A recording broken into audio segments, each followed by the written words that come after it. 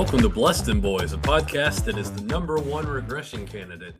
We're one Saints fan and one Cowboys fan, one fan of Who Dat and one fan of Dat Win. We're here to give weekly takes, game recaps, bad betting picks, game previews, and the occasional Seinfeld reference. This week, we are going to be previewing the AFC and NFC North. And as such, we have a patron Bear/Steeler to represent the two division winners from last year. And that person is running back Bam Morris, born Byron Bam Morris, January 13th, 1972, in Cooper, Texas. So we've had two straight weeks of Texas-born running backs. Not Amari Cooper, Texas.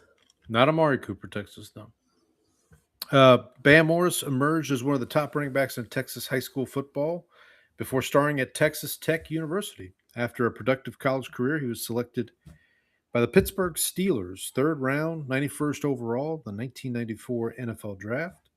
Made an immediate impact in the NFL. He rushed for 836 yards and 7 touchdowns as a rookie, enjoying his best season in 1995. That year, he rushed for 559 yards, 9 touchdowns, helping lead the Steelers to Super Bowl 30, where they fell to some team. I don't know. Following his time in Pittsburgh... Thanks, Neil O'Donnell. Cowboys MVP Neil O'Donnell.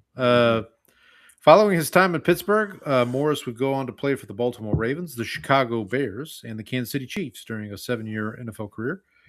He finished with 3,809 rushing yards, 790 receiving yards, 36 total touchdowns in 74 regular season games. So I don't think he would qualify for any of the statistical categories. He didn't have 10 touchdowns in a season at some point? Nope.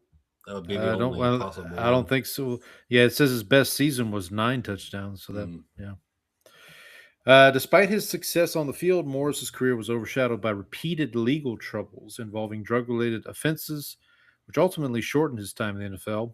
Although his promising career never reached full potential, he is remembered as a powerful, bruising runner who played a key role in the Steelers' mid-'90s resurgence and a run to the Super Bowl. I will say he was one of the... When I would play Madden and I would try to trade all the best players to the Saints, he was one that I usually targeted. For whatever reason, I don't know. You just like the name. Yeah, that's probably it. That was probably it. So, Bam Morris, we salute you, sir. All right, I'm Paul, the Saints fan. I'm Brandon, the Cowboys fan. And we're your host, Izzy. Let them know what time it is. Yeah, that's it. It's go time. Let's see you lift that. Mr. Vanderbaum, please. It's go time. This one's for you, Pop. It's go time. It's go time. Ooh. You've been married 3 times. That's it. It's go time. It's go time. All right, buddy. Well, we got a little late start tonight. Brandon had some car trouble, so yeah, it's going great. Things are going great, yeah. Paul. It's been a week. It's been a week, but you know what? Football is back. I've got the Hall of Fame game on my TV here. They are right now talking about Panthers legend Luke Kuechly. I saw Drew Brees on the field earlier. Obviously, he will headline the class going into the Hall of Fame this weekend, along with Kuechly, Larry Fitzgerald, Roger Craig, and Adam Vinatieri, Patriots kicker. So we'll probably talk more about that next week. I'm gonna have some previews here, but before we get to all that, let's do a little housekeeping.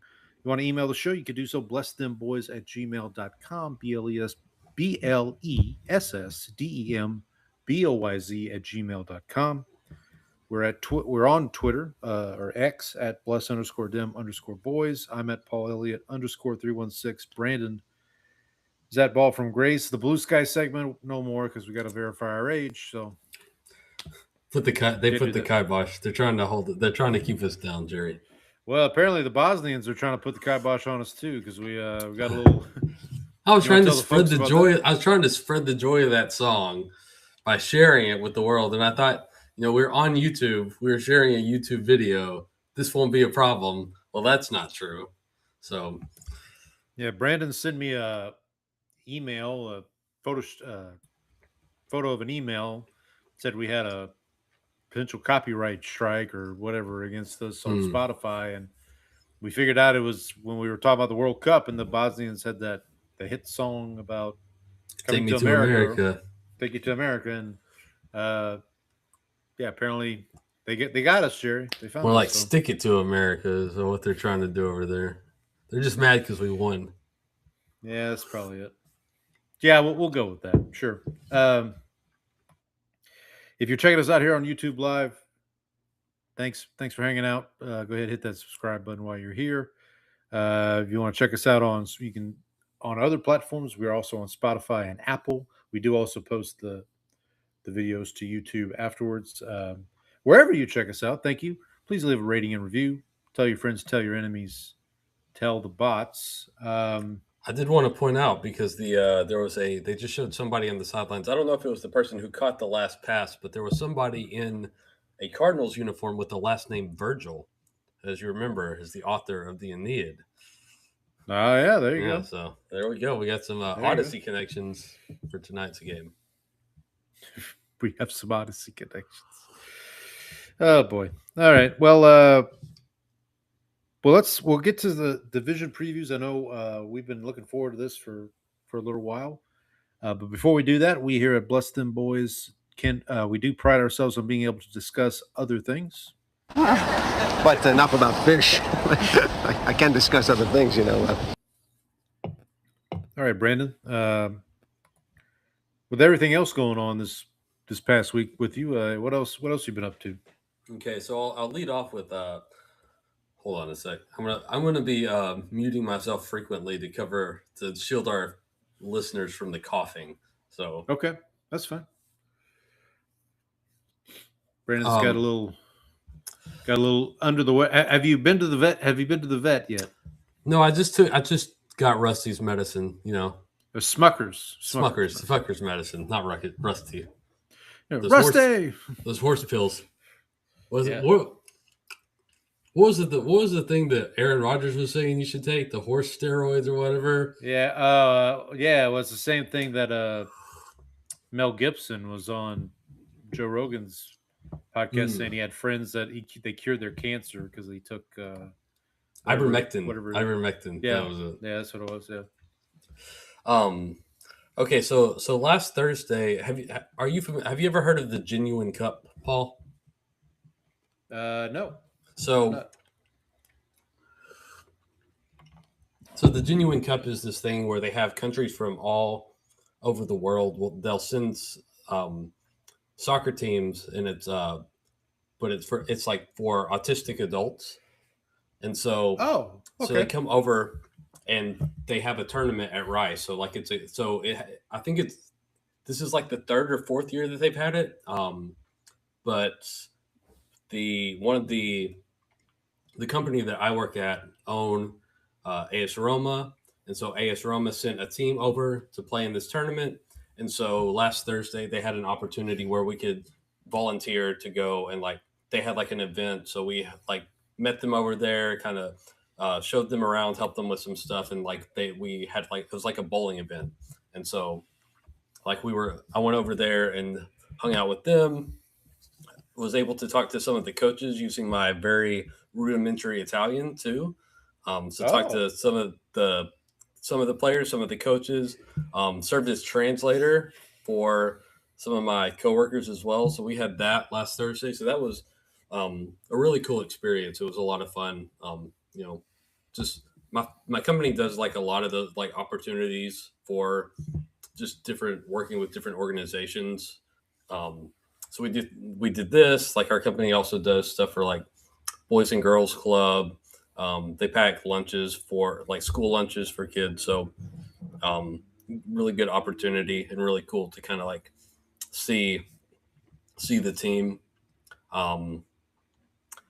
Then Friday night, we went to the Houston Shakespeare Festival, which we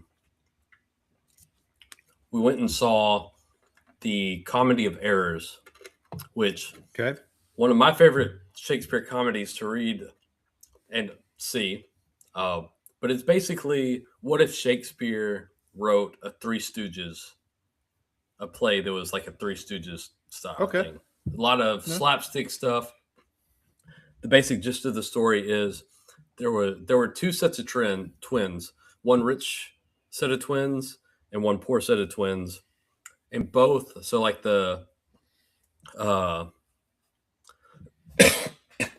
so both sets of twins were also given the same names. So like the two poor twins were both named Jeromeo, and the rich ones were named something that started with an A. I can't remember. Well, they were separated at birth, and each there was like one rich one and one poor one went off to this city, one rich one and one poor one went off to this city, and they never knew about each other's existence. And then they show up. Then one of them shows up in the other's hometown, and hijinks ensue because they keep getting mistaken for each other. And since they have the same names, they also also leads to a lot of hilarity ensues basically. So Gotcha. very fun, very lighthearted. They also so for a lot of these plays now to like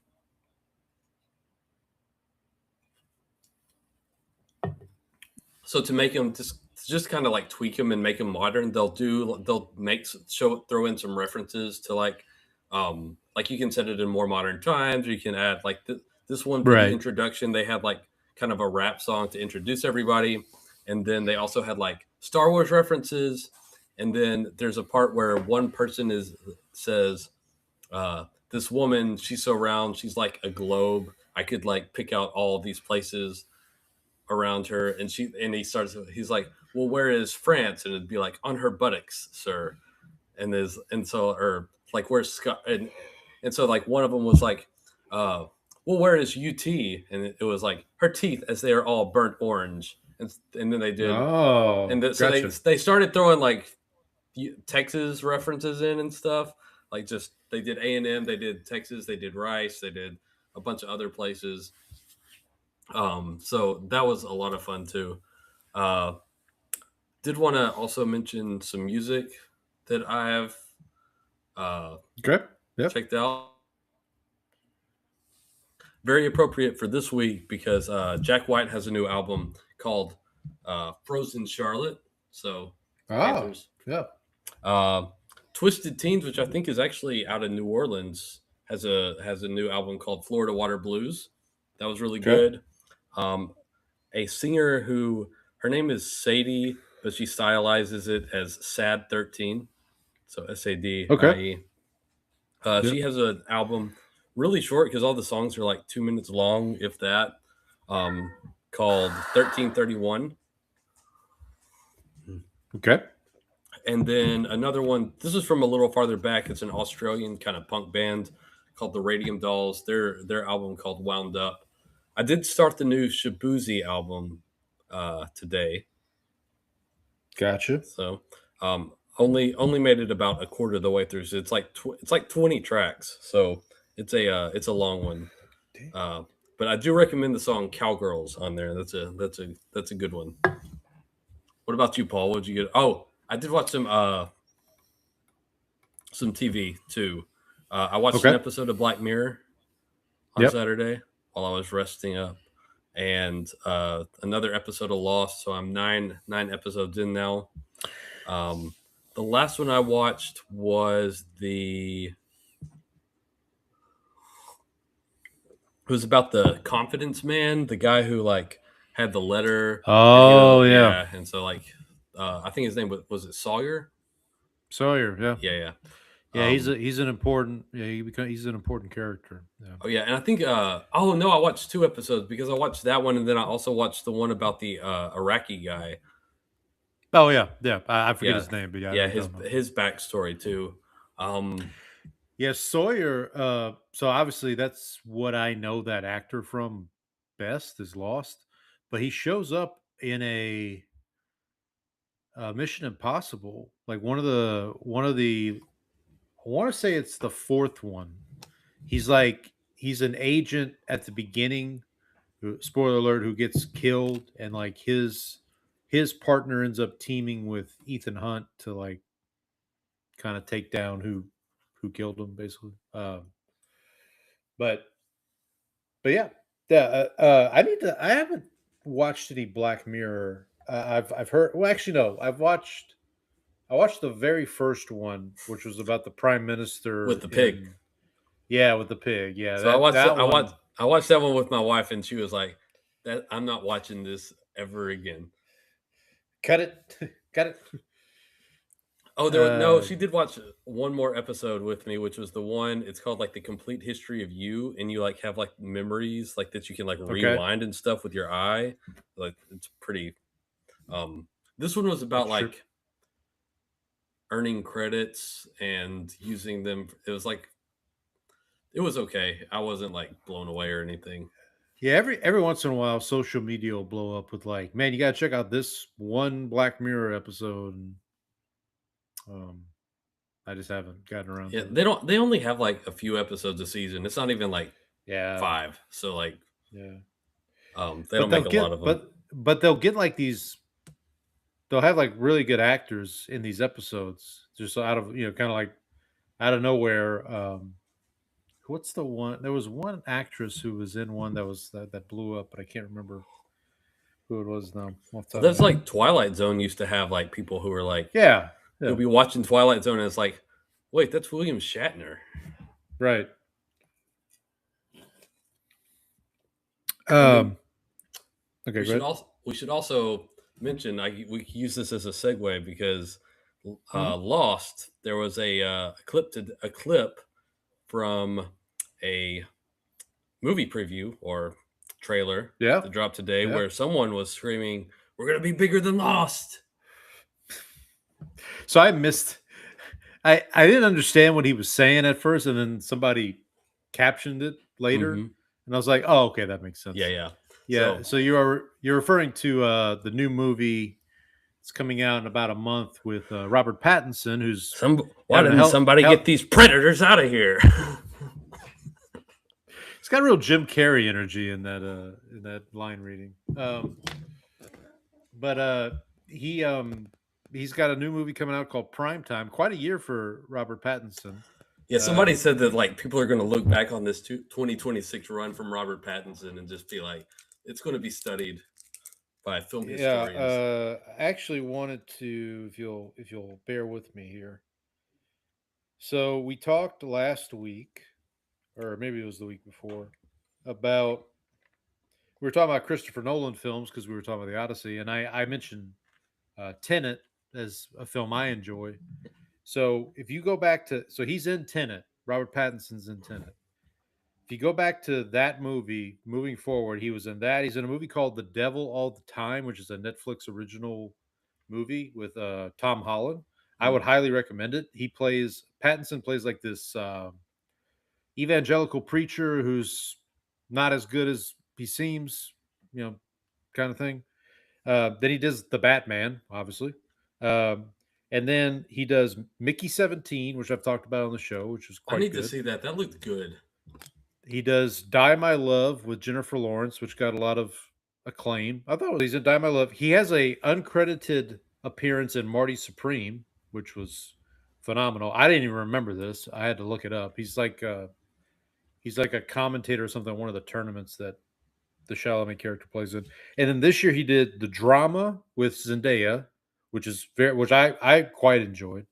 Obviously, The Odyssey. He's got this movie, Primetime, coming out where he plays Chris Hansen, the To Catch a Predator guy from years gone by. Did you ever watch that show?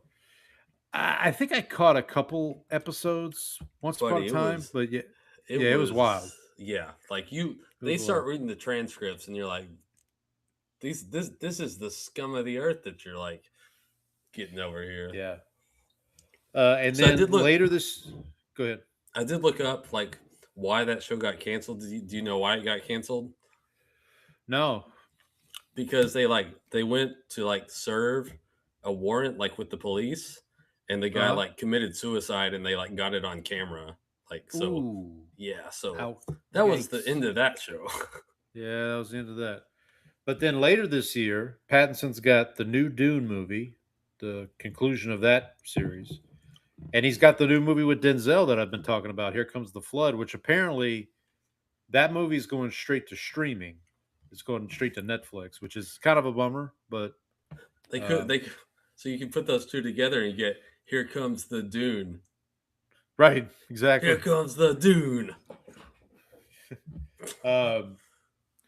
Yeah, the Here Comes the Flood does not have a release date, but I have heard that I've heard it's going straight to Netflix, which sounds weird because like it's Robert Pattinson and Denzel and the guy who directed City of God. It's like, wouldn't you put it in theaters at least for like a couple weeks, like just to?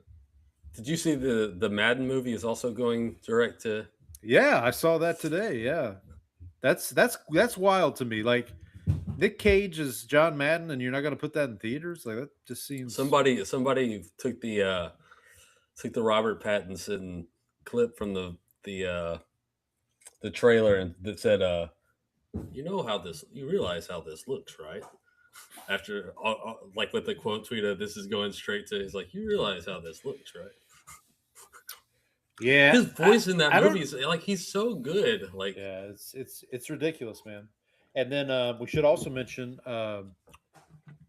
in prime time is Merritt Weaver from Severance, our beloved Severance.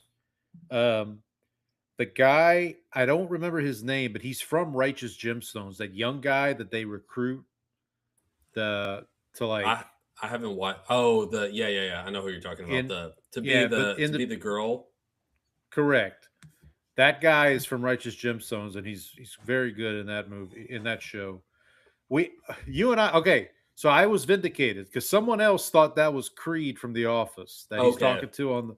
Someone else on Twitter was like, "Is this Creed from The Office?" So I went back to rewatch it, and I could see it, but it looked like there was something just like a little off, and so like I just went to I just went and checked it on his IMDb. I didn't like. Yeah, I looked at the cast list and I didn't see him, but that would have been a pull if they, like, of all people, they get Creed from The Office. Bratton.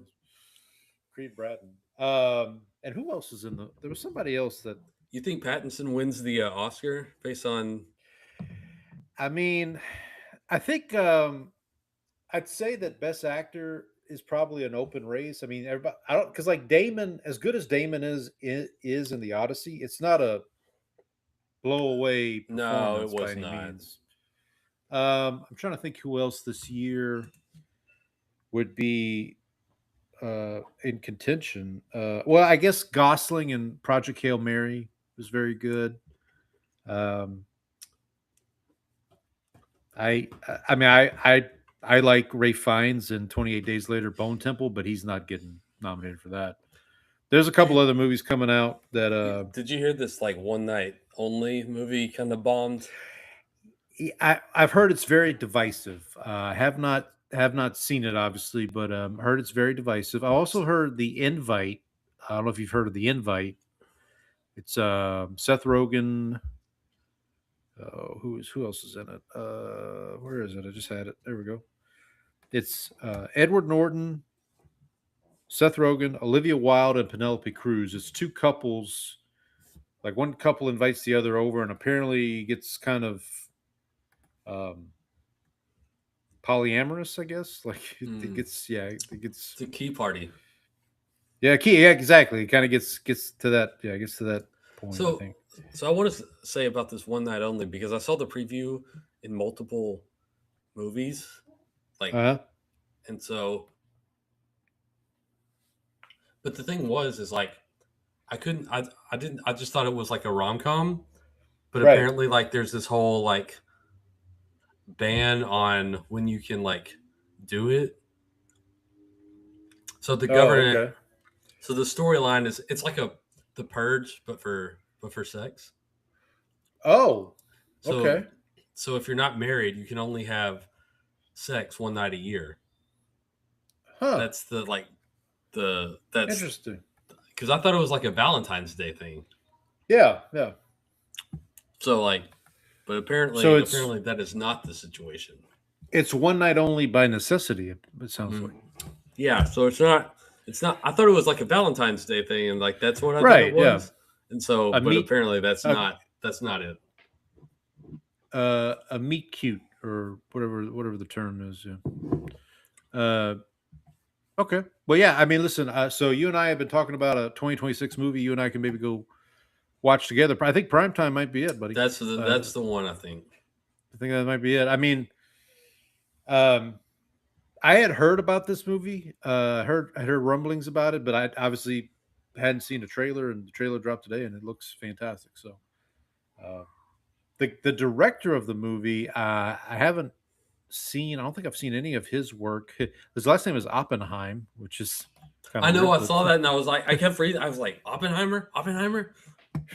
It's Christopher Nolan's stage name, or his His alternate pen, like his pen name. Yeah. I mean, going back to the Oscar thing, I mean, the only other contenders, I guess Chalamet when Dune comes out, like if that's, but those kind of movies don't get really those accolades.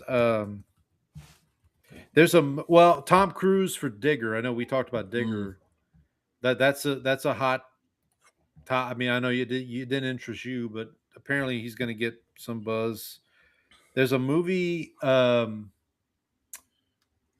We may have talked about this movie. Wild Horse 9? I think is the name of the movie. It's with John Malkovich, Sam Rockwell, and John Malkovich. That's gotten a lot of good buzz.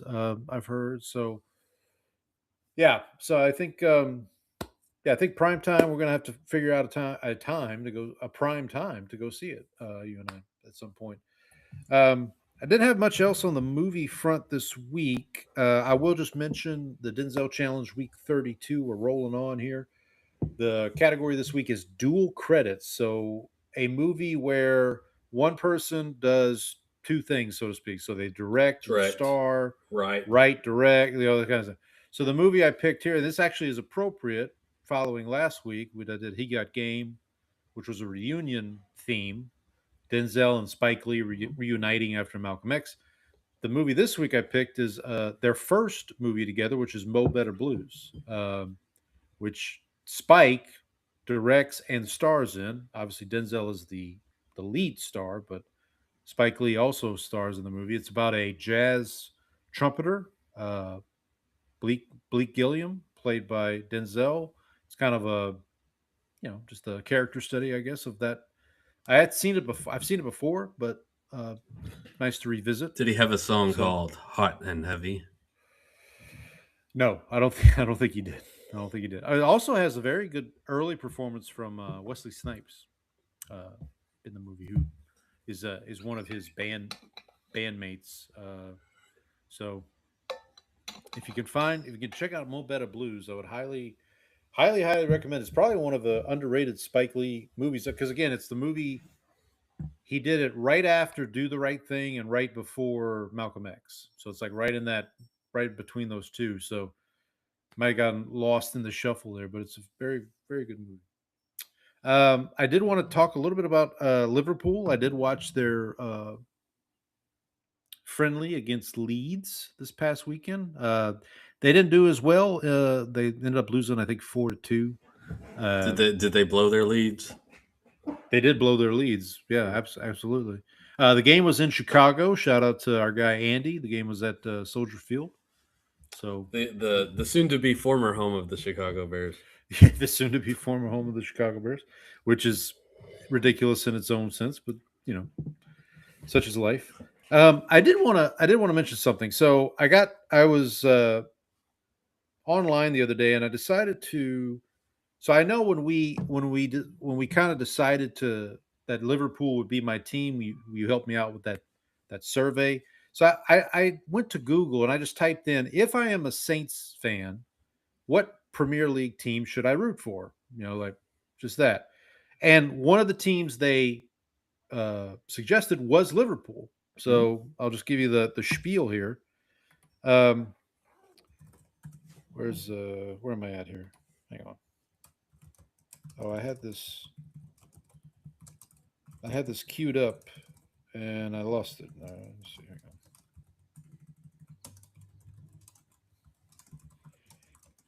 So, okay. So culturally, the city of Liverpool is often cited as the closest equivalent to New Orleans in England. Both are port cities with immense passion, distinctive accents, culture, and a never walk alone mentality. Now, there's two other teams that they suggested, and it's interesting because both of these teams are in the championship, not the Premier League. They're in the championship. One is West Ham United. They just got relegated this year. Right. So identified as a top match due to having a similar cult feel. They have an incredibly dedicated working class fan base, rich tradition, recently won a major trophy after years of heartbreak, mirroring the Saints Super Bowl run. And the number one team that they matched up with was the Southampton FC because they are the Saints. The Saints, yep. So I just decided to do the same thing with the Cowboys fan. Would you like to? Okay. Would you like to guess Manchester United? Is it Manchester United? I was watching some videos on YouTube, and none of them really talked about the Saints, but like everyone was like, if you're a Cowboys fan, you need to root for Manchester United. Like, So my favorite. Did you ever see the original Ted Lasso commercial, like the long video? I don't think I saw the whole thing. I saw it in bits. But... Okay, so there's like a long one. I can send it to you on YouTube sometime. But the Ted is trying to learn all the teams, and so he's like, I'm going to use a American equivalent to learn all of them. And so Coach Beard has flashcards, and so he'll hold them up. He's like, Manchester United, biggest team in the country. Everyone either loves them or hates them. He goes, Dallas Cowboys. And then he goes, Liverpool. And this was before they had won. It was like a little before Liverpool had actually finally come back and won something. He goes, Liverpool, big team, haven't won anything in 30 years. And Ted Lasso goes, also the Dallas Cowboys. And so, and then there was another one. There was another one where he holds it up and he goes, Jennifer Lawrence. It's like, and then they cut to him in an interview. It's like, all I know is we're going to beat the Dallas Cowboys and the other Dallas Cowboys and Jennifer Lawrence. So, yeah. So, so Southampton and West Ham United, I could technically root for them too because they're in the championship, right? That's what they call it. So I've been trying to learn. I've been trying to. Would you like to hear what Google said? Because Google also said Manchester United, but then they had another one. Yeah. What you got? If you prefer the pure agony of high expectations, great style, a gorgeous stadium, and an eternal next year is our year heartbreak, Tottenham is practically a spiritual home. Yeah, I've heard Tottenham's like a perpetual, like. So the thing is like they were like that, but they had gotten to where probably like mid to late 20 teens, their coach was Mauricio Pochettino, who you may know as the current U.S. men's national team head coach. Yeah. So under him, they almost won the league, except Leicester City ended up winning it over them. And they would get really close. And then they made it to the Champions League final one year and lost under Poch. And then eventually, like, things just eventually got stale. And then since they fired Pochettino, like, they've just basically been trying to, like, figure out – they've just been, like, churning coaches and haven't been able to figure it out. Yeah. They're a guy who basically ran everything for years, who was, like, the super GM, left. And so, like, they were floundering last year. A bunch of players got hurt. And so, like, they almost got relegated. It was them and West Ham to get relegated last year, like the battle for the final relegation spot. And they just, barely eked it out. Okay, so let me ask this question because I've been trying to get up to date with all the cups and all the things. So for the Premier League, is it at the end of the season the team with the most points wins, or is there like a tournament? How does that work? Most points wins, no playoffs. Okay, for the Premier League, correct. And then whoever, like the top four in the Premier League, go to the Champions League, the UEFA Championship, the next. Yeah, UEFA Champions League is like the big one. Top four. It may be top five now. Like I think they may have adjusted. There's some stuff going on with, like, because they do like league coefficients, and so like the better ones get Yep. more allocations, and so I think they may have upped the English coefficient so that they get. I want to 5 say now. it's I 5. think now, yeah. that's kind of a recent thing. Okay.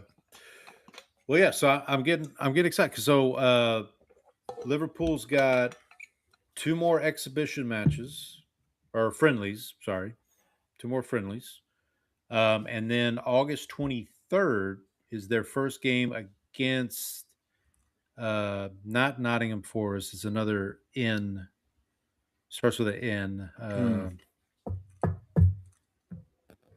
Oh, come on.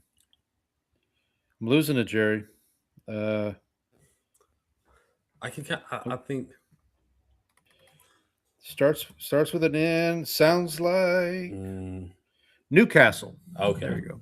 I was like, it's not Norwich because I don't think Norwich is back in the Premier League yet. No. So the Premier League kicks off August 21st. That's a Friday. Arsenal and Coventry, which Coventry's apparently is like bottom of the barrel, or they just got promoted, I think. Mm-hmm. So yeah, so it's the reigning champion basically kicking off with the supposed to win this game sort of thing. Gotcha. So kind of like the NFL does. Well, not really, but yeah. Okay. All right. Well, I'm getting excited now. I don't know. Yeah. So Liverpool's first game will be on USA Network, so I can watch that. That'll work. All right. So, well, I'll try to keep up with it for sure. And then once the UEFA, the Champions League, that starts, and they play those games in the middle of the week, and I'll have to keep up with that too. I know right now they're doing the Caribou Cup. Caribou Cup. Yep. Carabao Cup. I think is the. Because I saw, and that's everybody, right? That's all the English leagues, right, playing against each other. I think that I can't remember who all's involved in the Carabao Cup. Let me look. Well, because like I know I'm looking at the schedule for tomorrow, and like Wrexham's playing, and like I know Wrexham's a Premier League team. Okay, Carabao Cup is 92 clubs from the top 4 tiers. Okay, And but then there's some FA some Cup teams is have the other one. Some teams have a bye or something like, yeah. Okay, so 'Cause I don't the FA Cup is also all 92 for the top 4 leagues. Okay. So maybe some of these games are on Paramount Plus, so I might have to check some of those out if I can. I was actually watching a little bit. Oh, it's also last open. night? The FA Cup is also includes non-league clubs, so like the other qualifiers. Okay. So there's more for that. Last night or the night before, I was watching. MLS has a tournament going right now with the Mexican League, and Messi, the Miami club, was playing. I forget what the name of the team was, but Messi was back and better than ever. I think Cruz Azul is playing with Philadelphia Union right now, actually. Yeah, there's a couple games. So I thought Houston had an MLS team. Did they get rid of it? Houston Dynamo. No. Oh, okay. Still Because I didn't around. see them. I didn't see them on the schedule. That's why. And I saw Austin. Austin has a team as well. So didn't know if didn't know what was going on there. But yeah, so we still got the soccer fever there. Try to keep up with that as the season goes. But buddy, I think it's time we talk a little American football, if you will. If you are ready, I am ready.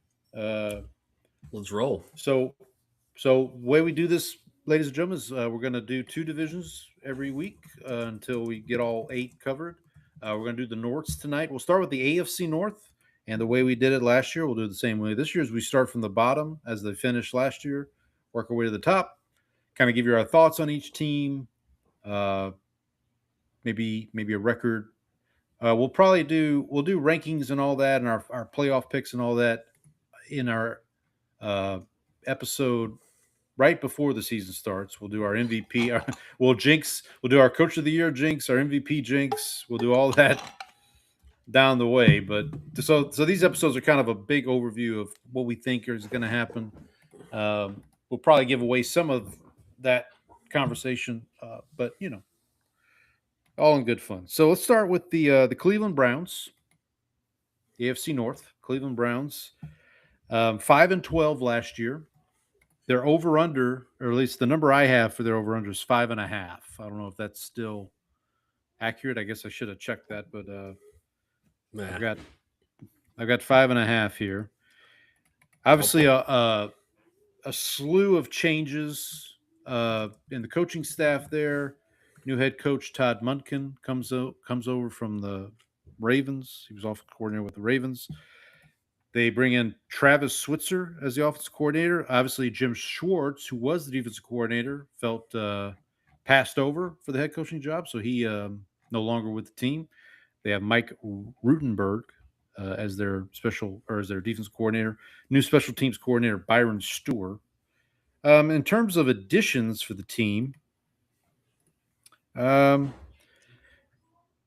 did some offensive line adjustments. They acquired Titus Howard from the Houston Texans. They re-signed Tavon Jenkins. They signed Zion Johnson, also Elchton Jenkins. I believe I'm pronouncing that right. Obviously, the big move this offseason was the trade of Myles Garrett to the Rams. But in return, they did get a pretty good player in Jared Verse. So not saying that's a 1-for-1 by any means, but it's not a, you gave Myles Garrett away for free type situation. Also lost this year for the or departures, I guess, in addition to Myles Garrett, Wyatt Teller, who's now with the Texans, Joe Bitonio, longtime guard, he retired. David Njoku, tight end.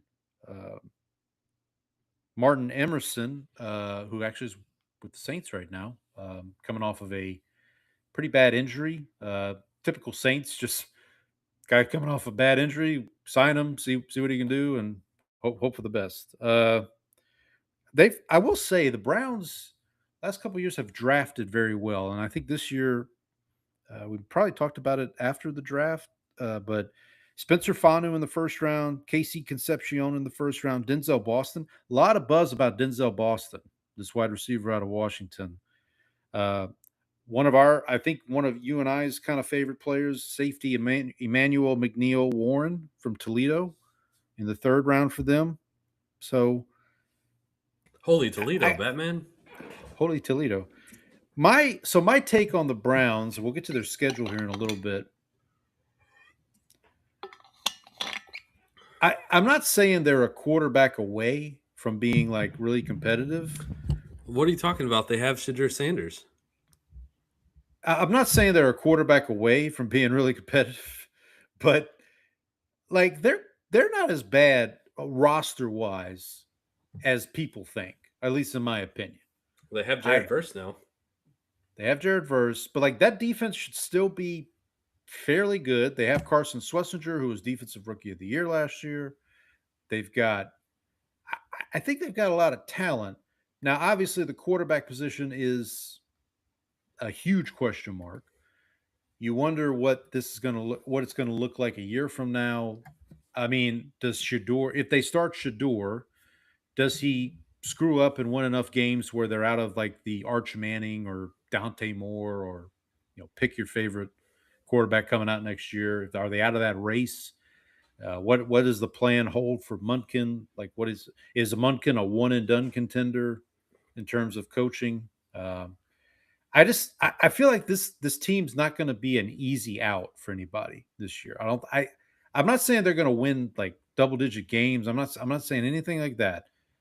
But I don't think this is going to be a pushover team. I want to talk about their schedule real quick. So they play the AFC South and the NFC South. Not terrible. Their other three opponents, non-division opponents, are the Jets, the Raiders, and the Giants. Like somebody's got to win those games, like it's not. Well, there is a tie. There's a tie. There could be a tie. Yeah, of course. Looking at their schedule, they start out back-to-back road games at Jacksonville, at Tampa. They have one primetime game. It's Week 4, Thursday Night Football, Pittsburgh. But I'm looking at their schedule and I don't see like a stretch that I just go, man, that's a murderer's row. They do play Houston, but like that's in Cleveland. They have 3 home games in a row. Technically, there's a bye in the midst of that, but like Houston, bye week, Raiders, Bengals, and Falcons. I'm sorry, they have 4 home games in a row technically. Unless I wrote that down wrong. Let me double check that. I'm showing week 10 Houston, bye week 12 Raiders, week 13 Bengals, week 14 Falcons. Man, the NFL might be doing the Browns some favors here. Let me check this here. Make sure I'm not losing my mind, Jerry. Let's see. Yeah, that's 4 home games in a row with a bye in the middle of that. And then they end 3 of their last 4 on the road, which makes sense. But yeah, I mean, they do play the Saints. Saints do have to travel to Cleveland. No, I'm sorry. The Browns are traveling to New Orleans. So I'll get to see them. But yeah, I mean, what are your overall thoughts on the Browns going into this season? I don't know. I don't know what to make of them because a lot of what they'd been built on was defense, and it was basically just the defense. They took away their best player, and they also changed coordinators, and so that doesn't make me feel like particularly great about the situation. I don't believe particularly strongly in Shedeur Sanders, and so I feel like I think 5.5 games is about right. I have trouble seeing them winning. But yeah, let me ask you this question, and this is a silly question. I realize before I ask it, like if the quarterback of this team was Kirk Cousins or Baker Mayfield, which they had Baker once upon a time and discarded him, but like if their quarterback was someone of that stature, so I'm not saying like a top 5 quarterback, but if they had a quarterback, I like how you said someone of that stature, like Baker Mayfield. Like, oh, you mean someone short? right. But like, you know what I mean? Like if they had a quarterback that was in like the 10 to 15 range, like a replacement level quarterback, basically, or a league average guy. Right. So yeah, like Kirk Cousins to me is that. Like if I feel like they could get to like maybe 9 wins with that. Yeah, 9 or 10 wins. But the quarterback's really. I just want to impress upon you. The quarterback's really bad, and so I agree. No, I agree. But my point is more the roster around it. Like this roster, they've done a good job outside of quarterback building this roster, in my opinion. Their offensive line's not particularly good though either, is it? Well, they've lost a lot. That's like Bitonio was a long time stalwart there. Wyatt Teller was a Pro Bowler for them. He's in Houston now, which Houston needs offensive line help, as we'll talk about down the road. I think Zion Johnson's a good. He had some good seasons there. They do have Titus Howard from the Texans, so yeah, we'll see. And then Spencer Fanu, who they just drafted. Getting mixed reviews coming out of camp is from what I've heard. So we'll see. My take on the Browns is I think they're going to be a tough out. Like I think Rich Eisen put them down as like a sleeper team. I'm not going to go that far. I'm going to stay asleep on them. But like I just don't think people are going to roll into Cleveland and just get a win. You know, like I'll say this: their first game is at Jacksonville. I wouldn't be shocked if they beat Jacksonville week 1. Like, I'm not saying it's going to I happen, think but that I mean, says something about your faith in the Jaguars too. well, yeah, we'll get to them next week. But yeah, I mean, I'm looking at their defense here. I mean, Mason Graham, who they got last year, was good rookie. We talked about Jared Verse, Quincy Williams. So not Quinnen Williams, but Quincy Williams. You know, I mean, there's players on this team. I don't know. It's going to be an interesting to see how they. And then Harold Fannin, their tight end, who's gotten a lot of praise last year. So I think that about does it for the Browns. Anything else you want to talk about the Browns before we move on? I think we've spent enough time on the Browns.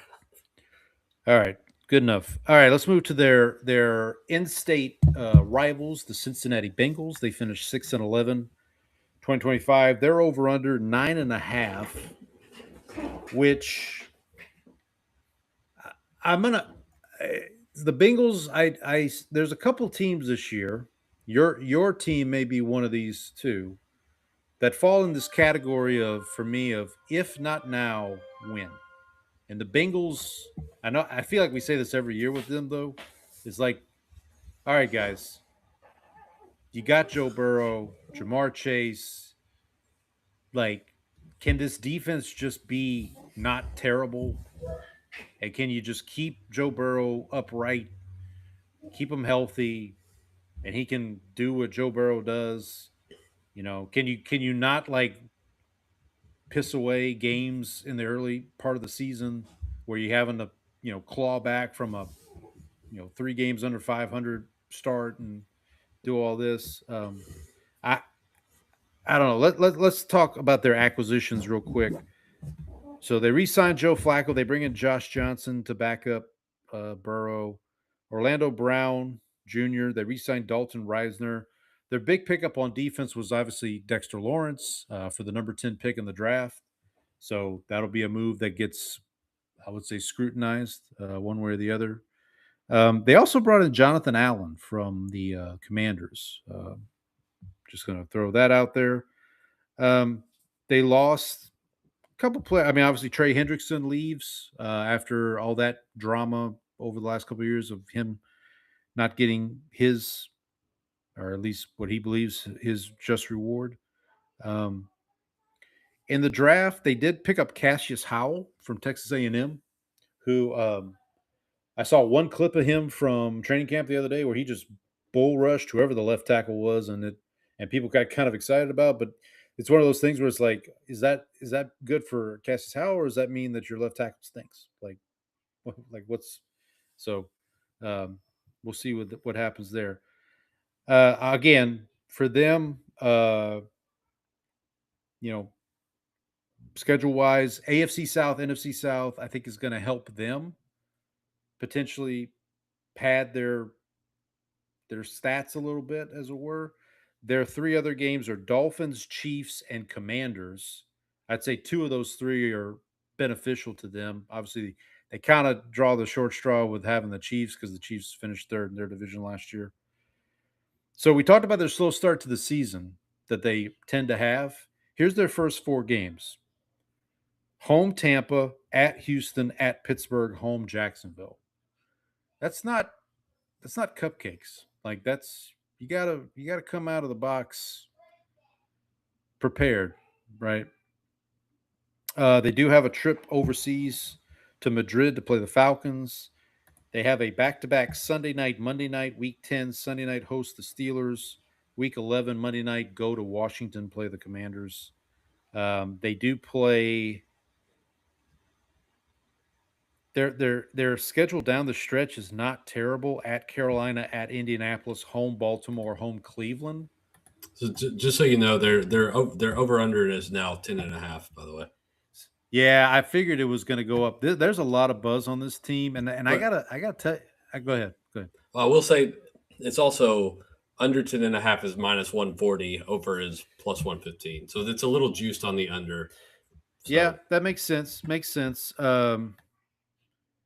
I mean, yeah, their schedule, like I said, I'm just looking at I mean, like their tough games are kind of spread out. Like they go to Baltimore right after they come off a bye week at Baltimore, and then they host Tennessee, and then they have that trip to Madrid to play the Falcons. I mean, their toughest game after that is maybe Kansas City, and that's not till week 14. It's at home, and it's sandwiched between at Cleveland and at Carolina. So, like, I just don't see a stretch of the schedule where I go, man, I don't know how they're going to survive this. Assuming everybody's healthy, assuming all that good stuff. And like we said, like their defense doesn't have to be the 85 Bears. Like if you could just be competent, like just be, not blast. The Bengals are the AFC spiritual equivalent of the Cowboys, right? Absolutely. Depending on Yeah. depending on their offense, 2 superstar receivers, really good quarterback, defense might be one of the worst in NFL history. Just don't. You know that meme from the Babadook where the woman's like the kid is screaming in the back seat and she's like, "Why can't you just be normal?" Yeah. And so Yeah. it's like that's the Cowboys and the Bengals yelling at their defense. Why can't you just be average? The other kind of underrated aspect of this, and I'll just throw this out there, and this kind of goes for your Cowboys too, is like, and the Cowboys had it last year with Javonte Williams, but like, can the Browns find a consistent, or I'm sorry, can the Bengals find a consistent running game? Can Chase Brown be, can he, I mean, he doesn't have to be 1,000-yard back, but like, can he get you to 800-900 yards and maybe take some of that pressure off of Burrow too? And can this offensive line hold up for him? So I'll be honest, man. I think I was high on the Bengals last year too, and it came back to bite me. But I don't know if I can quit them. I don't know if I can. You're not going to learn your lesson? I may not have learned my lesson. We'll see. We'll see in a couple weeks when we do our picks for the season. But they did add Dexter Lawrence. That's a good way to improve your run defense at least. I mean, you would think so, right? Like, because here's the thing. If we come back a year from now and Dexter Lawrence was a bust, remember they gave up the 10th pick in the draft for them. That could have been Caleb Downs. That could have been, an offensive lineman. That could have been Spencer Fanu. I think the Giants ended up picking the Miami offensive lineman at number 10, right. I believe. So like that's something that if that doesn't work out, it's going to get criticized. The other thing I'll mention, and when I first started looking at like, okay, what coaches are going to be on the hot seat, I was like, well, Zach Taylor's got to be on the hot seat. But then I don't know if he doesn't get it, I think this has to be the year. I don't see how you can go one more. See, but I thought that, but then I remembered Marvin Lewis was the coach of this team for 20 years. It seemed like, and like he was never, and it was the same kind of thing. Like they would, kind of get close, but not really. And they would win. So I don't know. I feel like they would under Marvin Lewis. They were at least like winning 11 games. It was just they got to the playoffs, or they would get close to the playoffs, or whatever. I think Zach Taylor, he needs to be. I think they need to make a run at least. Like if they don't make the playoffs, if they miss the playoffs again, I'm with you. Especially if a coach becomes available that the Bengals might view as being able to take them to the next level. I don't know who that would be. I can't name a name off the top of my head, but name names, Seinfeld. She named names. But we'll see. Yeah, I think the Bengals, they're set up to make a run, but again, got to keep Burrow healthy. Defense has got to be better, and you can't start. Look, that schedule I just mentioned, right? Home Tampa, at Houston, at Pittsburgh, home Jacksonville, at Miami, and they got an early bye week, week 6. You got to come out of the gate 3-2 at worst, in my opinion. Like if you go to the bye week and you're 2-3, God forbid 1-4, you're in trouble. So, So I think that's all we need to say about the Bengals. Anything else you want to say about the Bengals before we move on? All right, so let's move on to, I think everybody's kind of favorite for the division this year, the Baltimore Ravens, 8-9 last year. Over under, the number I have is 11 and a half. Don't know if it's going up or down. 11 and a half. Obviously, John Harbaugh, no longer the head coach. The under is minus 140. Juice on the under. Okay. See, all right. Well, let's let me save it for a second. So John Harbaugh now with the Giants. You bring in head coach Jesse Minter from the Chargers, the defense coordinator from the Chargers. They bring in Declan Doyle from the Bears. Shout out to Andy. He was the offensive coordinator, not play caller for the Bears. Obviously, Ben Johnson was the play caller. But so he's offensive coordinator now. Anthony Weaver, defensive coordinator. He was with the Ravens, went to the Dolphins. Now he's back with the Ravens. And then Anthony Levine's going to be their special teams coordinator. They bring in or they re-sign Scoop Huntley. They bring in Skylar Thompson. They also had for a minute Diego Pavia for Vanderbilt.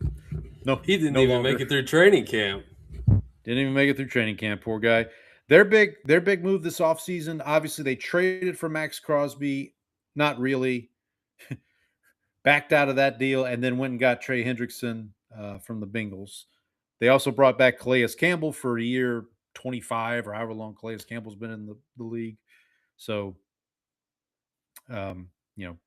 just adding defensive players there. They also signed John Simpson, I believe from the Jets is where he came from, offensive lineman. They lost your guy, Cowboy legend Cooper Rush. He is now with the Falcons because they needed him to like have training camp because their other quarterbacks are injured. Or I think Tua's back now, but they also lost Tyler Linderbaum, like a perennial All-Pro center. Kyle Van Noy. They lost Isaiah Likely, DeAndre Hopkins. So these are not nothing. Draft wise, they selected Ione, the guard from Penn State, first round. A lot of buzz for them for Jacoby Lane, this wide receiver out of USC in the third round. Apparently, his Twitter handle is something like "Can't Guard Jacoby," which if folks might remember that was Mike Thomas's Saints legend Michael Thomas's Twitter handle for a while, and Jacoby Lane's looked very impressive in camp, from what I hear. So, hopefully, maybe another weapon for Lamar. They just paid Zay Flowers, which you and I were talking about Chris Olave's contract, buddy. Did you see Zay Flowers' contract? Is a lot of money. Now look, I'm not gonna throw stones because we just paying 33 million a year for a concussed wide receiver, but like Zay Flowers, like we're paying okay, all right. So let's look at their schedule. I hope he gave Lamar a commission on that. Something. Obviously, Derrick Henry's back for another season. Here's my thing, and we'll go through their schedule, but here's my overall thought on the Ravens. So you're telling me we're going to get rid of John Harbaugh, who's been here for a long time. Going to bring in a first-time head coach, Minter. Keep everything relatively the same. Obviously, you bring in Trey Hendrickson. Offensively, you draft Jacoby Lane, but like you hadn't really done. You lose your center, all right? You lose Linderbaum, and that's going to make you better. Like you're going to be the Super Bowl contender now. Let me explain it to me. Let me turn this question back to you. What if I told you, or what if 30 for 30. What if John Harbaugh was holding the Baltimore Ravens back? I mean, that's the only thing I can see. So I think there is a possibility that the Ravens go on a Super Bowl run and the Giants just stink this year again. Well, that's what I'm saying. If John Harbaugh was holding the team back, then that bodes really well for me. Well, yeah, no, it does, and I get it, but like, I don't see, like everybody's kind of giving this division to the Ravens, and I'm like, let's slow down a little bit here. Like, don't get me wrong, I think they're going to be. I'm not giving it to the Browns. I'll tell you that much. Fair enough. But let's look at the Ravens' schedule here. So again, AFC South, NFC North, we know that. Bills, Chargers, and your Cowboys A date in Brazil awaits the Ravens and Cowboys in week 3. Now, I will say again, look at the Ravens schedule. Their bye week they got a late bye, week 13. So their first 4 weeks at Indianapolis, home New Orleans, at Dallas, that's the Brazil game, and then home Tennessee. That's 3-1. Like you should be 3-1 after that 4 weeks. Week 5 at Atlanta Sunday night, at Cleveland, home Cincinnati, at Buffalo, Thursday night Jacksonville, Monday night Chargers. So that's a stretch there. You go home Bengals at Buffalo, Thursday night Jacksonville at home, Monday night Chargers at home. That's a tough little stretch there. You get out of that at Carolina, at Houston before you go to the bye week. You play Pittsburgh twice in 4 weeks at the end there. And you have at Cincinnati week 17, which that could end up being for the division, that at Cincinnati game. So I think the schedule is a little – that's the other thing why I'm like, let's pump the brakes a little bit because we just went through Cincinnati's schedule and looking at Baltimore's schedule. Like, I think Baltimore's got a little bit potential, more roadblocks in their way than maybe the Bengals do.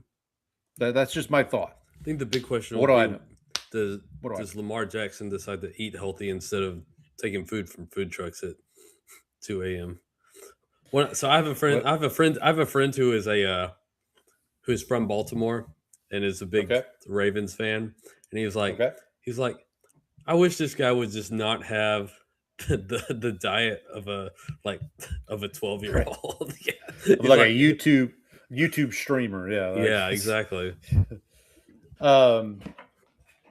The other thing, and I'll just point this out, like Declan Doyle, I mentioned this, offensive coordinator, he was not the play caller for the Bears last year. This will be his first chance to actually call plays. So, like, I think that's something to consider too. I think their defense is going to be fine. Anthony Weaver is a noted defensive coordinator, very respected. Obviously, Jesse Minter's the head coach. He's a defensive guy. I think they'll be fine. Hand the ball to Derrick Henry. You'll probably be okay.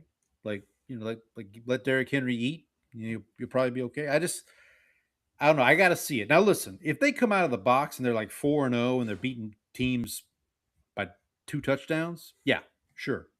Okay. I'll admit I'm wrong, but I gotta see it. I got to see it first. All right. You want to move on to the last team in the division here? The reigning the division winners, the 10-7 last year Pittsburgh Steelers lost in the AFC wildcard, got boat raced quite honestly by the Texans in that AFC wildcard game. Over under for the Steelers, the number I have is 8.5. I don't know if that matches what you're seeing. I'm checking DraftKings, by the way. So if there's any question, I think I got on these 8.5. I think I got mine.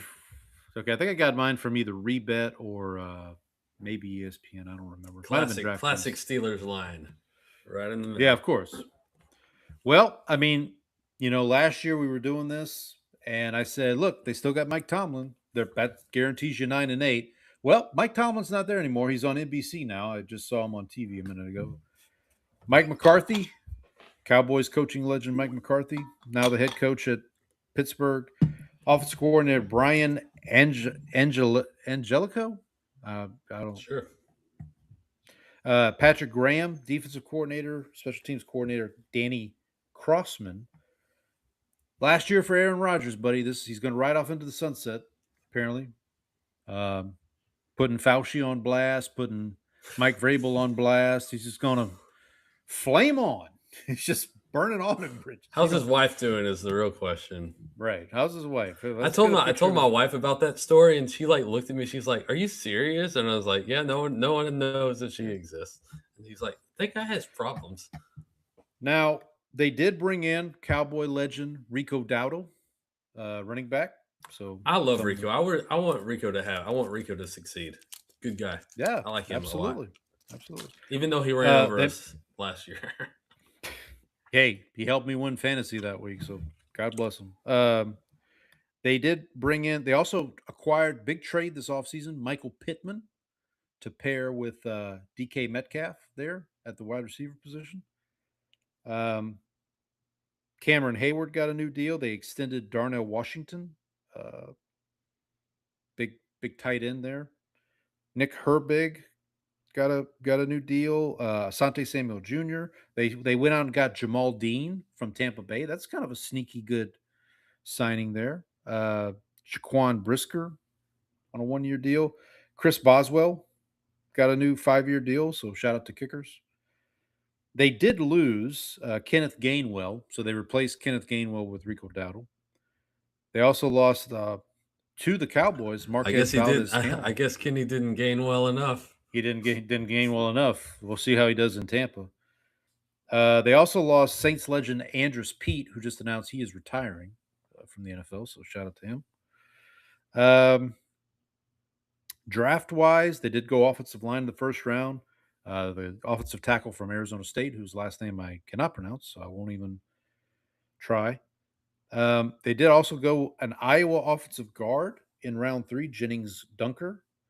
And have you seen the Drew Aller talk coming out of Steelers camp? Apparently he's throwing the ball around there while Aaron Rodgers, I don't know, watches. I don't know what he's doing. I guess he's providing insight for him. But listen, we talk about teams every year that can regress and teams that can go from first to worst. Buddy, this seems like a prime candidate. I just don't know what this McCarthy-Rodgers thing is going to look like in Pittsburgh. I hope for the good people of Pittsburgh it doesn't go too far south. Their schedule, they have a first place schedule. So obviously AFC South, NFC South, they get the Patriots, the Broncos, and the Eagles. Now I will say, if you're going to have a first place schedule, Patriots, Broncos, Eagles isn't terrible. Like could be worse. Could be worse. With the AFC South and the NFC South, also, they start out home Atlanta, at the Patriots, home Bengals, at Cleveland Thursday night, home Indianapolis, at Tampa. They go to Paris to play the Saints in week 7, come back home, play the Browns. So they get both Cleveland games early, for what that's worth. They're tough stretches after the bye. At Cincinnati on Sunday night, at Philadelphia, home Denver on Black Friday, home Houston Sunday Night Football, at Jacksonville Monday Night Football, home Baltimore. So they get Baltimore 2 of the last 4 weeks with a home game against the Panthers and a road game at Tennessee. So yeah, that schedule's not the softest, I would say, especially after that bye week. But I don't know. I'm curious to see what Rodgers has got left in the tank. See what McCarthy can dial up for him. If they can get some of that magic back from 15 years ago when they won the Super Bowl. Think about that. They won the Super Bowl with the Packers. That was 15 years ago. It was 2011. So get the gang back together. Get the gang back together. They should have signed Greg Jennings or Donald Driver, or I don't know, it's one of those receivers. Clay Matthews come out of retirement to play linebacker. That was the game. Didn't Charles Woodson get hurt in that Super Bowl? Like he played in the Super Bowl, but he got hurt. So like after the game, he's like in a sling. Charles Woodson when that maybe when did that Super was that Super Bowl? I just remember the Packers had like a lot of injuries that season. Like they were like the most injured team to ever win a Super Bowl. Yeah, they just kind of went on that run. That was the year the Saints lost to the 49. No. No, it was the next year. It was it was that year. Saints lost to the 49ers. 49ers lost to the Giants? No, that's the Giants Super Bowl year. Never mind. I'm thinking of I'm thinking this is a different year. When did they? No, they won it in 2010. That was the 2010 season. The 2011. was the Giants. That was the Giants. So it was And then 2012 Saints was in the Seahawks. 09. Yeah, that's what it was. Okay. I was off by a year. I was way off, Jerry. Yeah, I don't know, man. I gotta tell you, the AFC North to me is tricky. Both of these divisions are tricky to pick. Because I could see any of the three teams minus Cleveland potentially winning this division if things break right. Even Pittsburgh, like now, obviously, I think a lot more things have to break right for Pittsburgh for them to win the division, but I still could see a path where they potentially can compete. So, any other AFC North thoughts before we transition here to the NFC North? Let's keep going. All right, NFC North. We're going to start again at the bottom. We talked about the Steelers potentially being a first to worst. One of the most popular worst to first picks, the Detroit Lions, 9-8 in 2025. They're over under. The number I have is 10.5. What do you have, buddy? 10.5? 10.5, minus 115 to the over, minus 105 to the under. So pretty juice on the over. Only Yeah, a little, though. still little juice. They did change offense coordinators. Drew Petzing comes over from the Cardinals after the Cardinals kind of changed their coaching staff over. They signed Teddy Bridgewater to be the backup quarterback there behind Jared Goff. Isaiah Pacheco comes in on a one-year deal, kind of a sneaky signing. Obviously, they Teddy trade Bridgewater David signing with the Detroit Lions. What year is it? Yeah, I know, right? Pacheco comes in, so they trade David Montgomery to the Texans. We'll talk more about that next week when we preview the Texans. Pacheco comes in. That's a pretty good signing, I think. Obviously, Jahmyr Gibbs just got paid today, actually, as we're recording this. Bijan Robinson, the highest. Yeah. Bijan Robinson, the highest paid running back in NFL history for 3 days, something like that. And here comes Jahmyr Gibbs to take his lunch money, as it were. A couple other signings. In that David Montgomery trade, they get Juice Scruggs from the Texans as offensive lineman. They did a deal for Jack Campbell, re-signed Malcolm Rodriguez, a couple other defensive signings. I'm looking at losses here. They Dan Skipper, your guy, wasn't he the eligible or not eligible in that game against the Cowboys? Wasn't the Dan Skipper? Yeah, and they got mad at the Cowboys. Like, we're the ones who messed up the refereeing in that situation. Yeah, well, Dan Skipper is now retired. He was reporting as retired now. So shout out to him. They did also lose a couple of Saints legends, Marcus Davenport, Al-Qadim Muhammad, and Alex Anzalone, all no longer with the Lions. Obviously, they had the Terry and Arnold situation. We'll call it that. Anytime. I would say anytime one of your players gets arrested for kidnapping, it's probably not a good. Not ideal. Not ideal. Their draft, they got Blake Miller, the offensive tackle from Clemson, in the first round. Lost Marcus Davenport. Yeah, I don't know where Davenport. I don't even know where he is now. Lost in space somewhere. God only knows. Their schedule. So the Lions' non-division schedule: NFC South, AFC East. Here's a benefit of a last place schedule. You get the Giants, the Cardinals, and the Titans. Those are your three other games. They do start the season with the Saints at home. So obviously I will be keeping a close eye on them week one. I will also mention both starting safeties for the Lions, Brian Branch and I can't remember the other one, but they both started training camp on the PUP list. So that's something to keep in mind. Why can I not remember the other safety? Because he made a big deal out of he's like, oh no, I'm healthy, I'm ready to go, whatever. Well, as you know, the Detroit secondary has been remarkably healthy over the past few years, so no one should be worried about that at all. Yeah, nothing to see there. Now, one thing I will say, going into last season with the Lions, because they were coming off that season, they were the 1 seed, they lose in the playoffs to the Commanders. You get upset by the Commanders.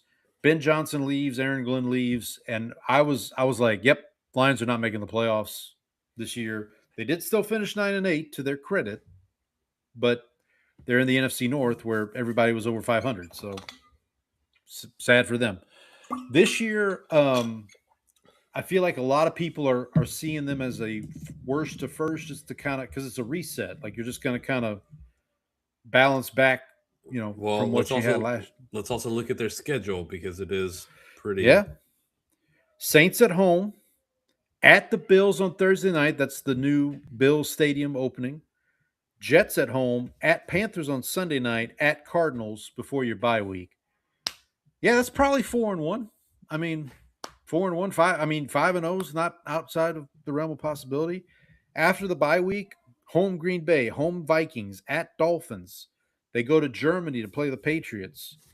Home Tampa. Thanksgiving Day, they play the Bears. At Falcons, home Tennessee. They play their 3 divisional opponents out of the last 4 weeks. At Minnesota on Sunday night, Giants on Monday night, at Chicago, at Green Bay. At Green Bay could very well be for the division. Well, either of those last 2 games could be for the division. I get why people are high on the Lions. I just got to see it again. That's the thing about this. Like, I get it, but I gotta now listen. If they come out week 1 against the Saints and boat race them, then yeah, okay, I'll be the first one to say, yeah, I was wrong. They still have Amon-Ra St. Brown. They've got Jahmyr Gibbs. Goff is still Goff. I mean, for what it's worth, Goff is pretty steady as a quarterback goes. He's not Goffle. He's not Goffle. And if he gets hurt, I mean, Teddy Bridgewater, God love him. Like how old is Teddy Bridgewater now? He's got to be pushing 40, right?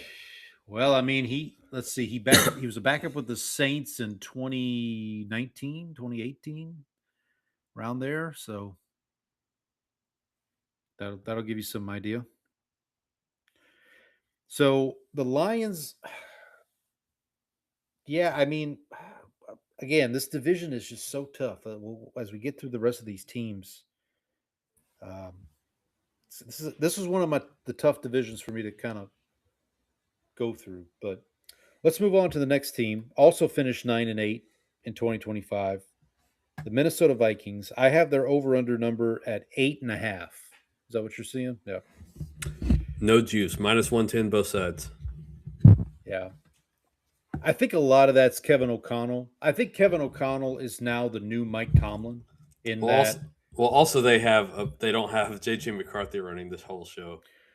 True. So, and when I say he's the new Mike Tomlin, Kevin O'Connell, it's like Kevin O'Connell can. I mean, he's a coach of the year. Obviously, big part of the Sam Darnold resurgence was that year he spent in Minnesota with Kevin O'Connell. Maybe they catch lightning in a bottle again with Kyler Murray this year. Obviously McCarthy's still there. They do have a new general manager in place, Nolan Tisley. By the way, they also have Carson Wentz on the roster for what it's worth. So, remember when he was like good? No, remember when he looked like he was trying. He felt like dying on national television because his arm was in so much pain. Oh, right. Gosh, yeah. Because they were trying to stay in the hunt, right? Man, they did bring in Jawan Jennings from the 49ers at receiver. Obviously, still have Justin Jefferson. Still have who's the second receiver? Naylor? Jalen? Is it? Jordan Addison is who you're trying to think of. Jordan Addison. Yeah, sorry. I should know that. He was on my fantasy team last year. Let's see. Let me pull up. I do want to give a shout out real quick. This new website, relatively new website, the2deep.com. Have you seen this? So they have all the depth charts for all the NFL teams, and it's color coded. It's a very nice website. It's TWODEEP.com. So check them out. Shout out to them. Aaron Jones Sr. at running back, Jordan Jefferson, Jordan Addison. Justin Jefferson, Jordan Addison, Jawan Jennings. That's not a bad receiving core, to be honest. Like TJ Hawkinson at tight end. Offensive line should be pretty good. They spent some money there last offseason. The defense, we know Brian Flores is still there as defense coordinator. That defense should still be a going concern, I would say. They did lose their punter, and the reason I know that is because he's now with the Saints. Brian Wright brought in Johnny Hecker as a punter, so we'll see what that portends. They also lost. They did lose Jalen Nyler, who's the receiver I was thinking of. They lost him to the Raiders. Jonathan Allen goes to the Bengals. So Jonathan Allen wasn't from the Commanders. Sorry, he was from the Vikings. We talked about him with the Bengals earlier. Ryan Kelly, their center that they got from the Colts last year, he retired. So there'll be a new center there. Harrison Smith, they lost. Jonathan Grenard, talented edge rusher. He's now with the Philadelphia Eagles. So they'll have to make some adjustments there. Their first round pick was Caleb Banks from Florida, defensive lineman. They also got the big defensive tackle from Iowa State, Dominique Orange, who I believe was he the one that was like, I don't know, is that who was the defensive lineman that showed up to camp and they were like, yeah, you're too out of shape. You gotta basically lose 30 pounds before we even let you practice. Maybe I'm Wasn't Taco misremembering. Charlton? No, I'm talking about this year, not the past. I don't think I heard that story. Maybe I'm misremembering it. I don't know. I do have a special place for the Vikings. They did draft Stephen F. Austin State University Charles Demings, defensive back. So Axum Jacks. The Vikings, yeah, man. I should have mentioned this in what I got up to this week. I was a guest on the 32 Fans podcast, my annual appearance there, talking about the Saints. The host of that podcast, Alexander Chester, he is a Vikings fan. We didn't talk much Vikings. He had me stay on topic with the Saints, but I did propose to him a Spencer Rattler trade. He had no dice, didn't want it. So, oh well. I tried. The Vikings. So let's think about this. Go back to the Lions for a second. Remember how I said the Lions, like by virtue of last place, they got to play the Giants, the Cardinals, and the Titans.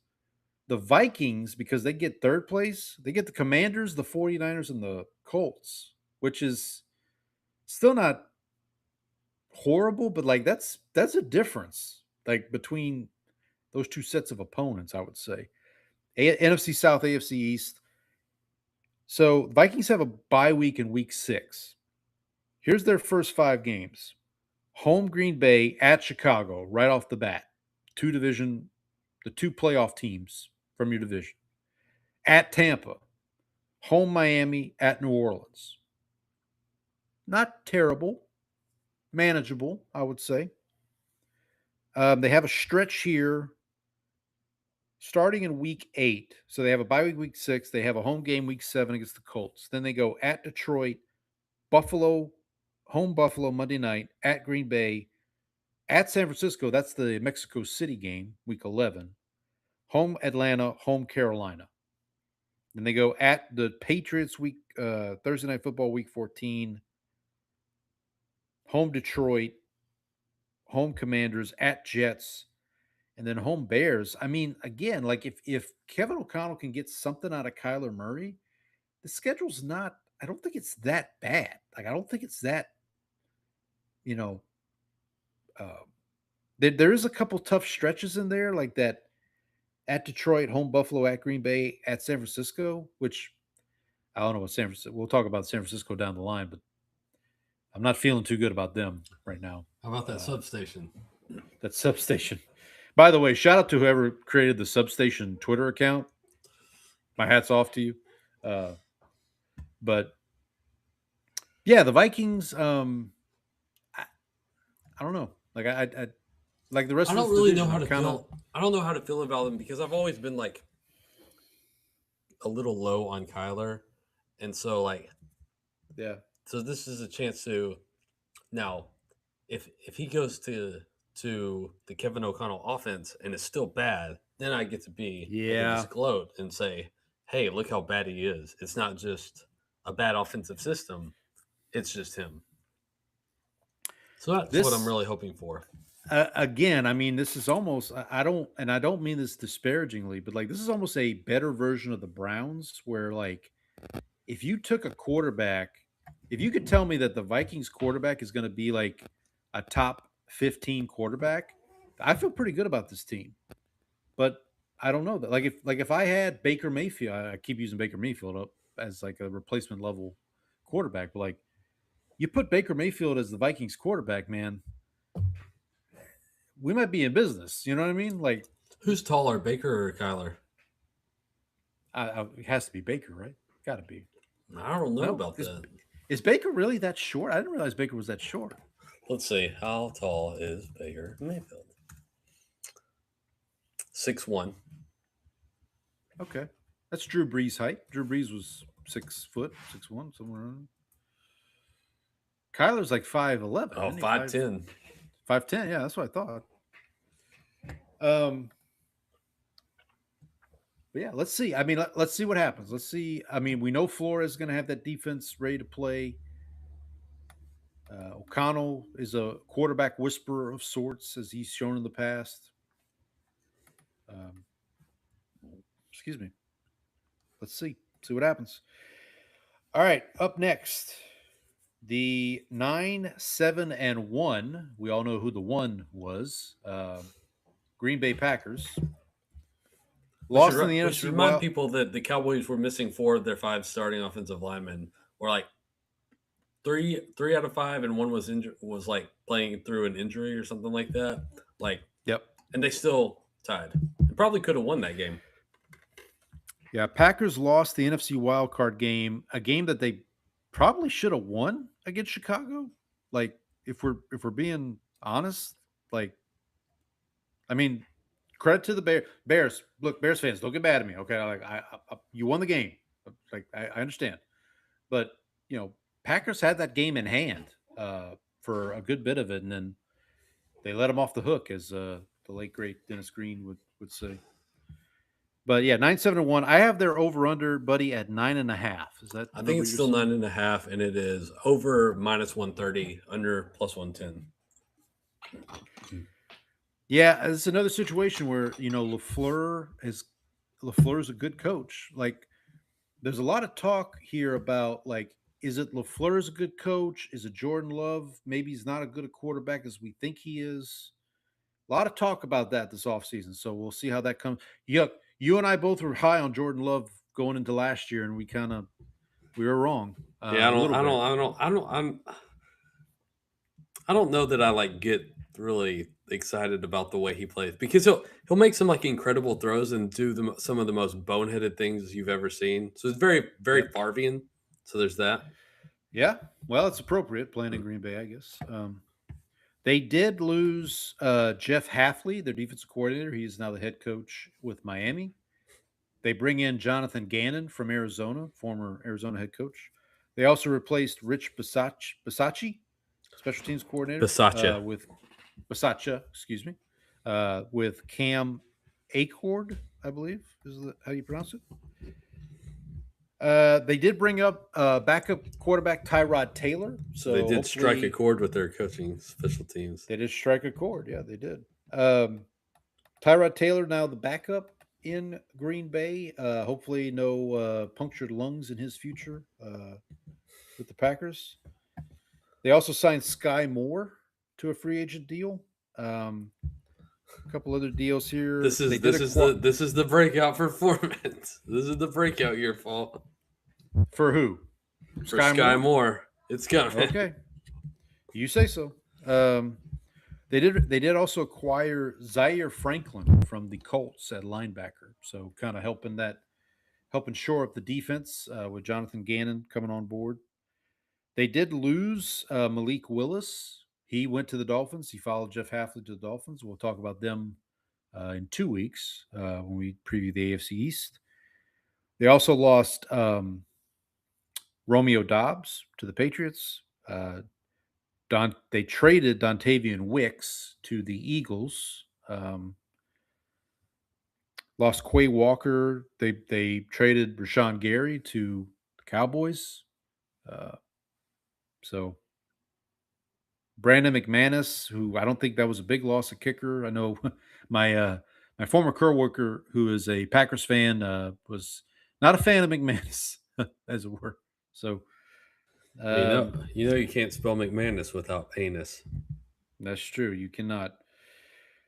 Their draft, no first-round pick, obviously, because of the Micah Parsons deal, which I don't know if you heard, but apparently Micah's going to be back in time for the Cowboy game, Week 6. We'll see how healthy he is, though. The word on the street. So draft-wise, did you see he blamed his ACL tear on not having training camp last year? No, did not see that. Well, whose fault is that? Tell us how you really feel, Brendan. Why don't you call your agent about that one, buddy? Tell us how you really feel, buddy. Yeah, I mean, nothing really to speak of on their draft. No names that really. The edge rusher from Penn State, Denise Sutton. Denise. Was it a woman? Their non-division schedule. Let me call Sophie Cunningham and see how she feels about this.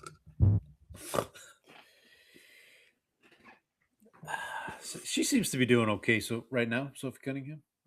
She's in the news a lot. I know that much. Yeah, she's out there, Jerry, and she's loving every minute of it.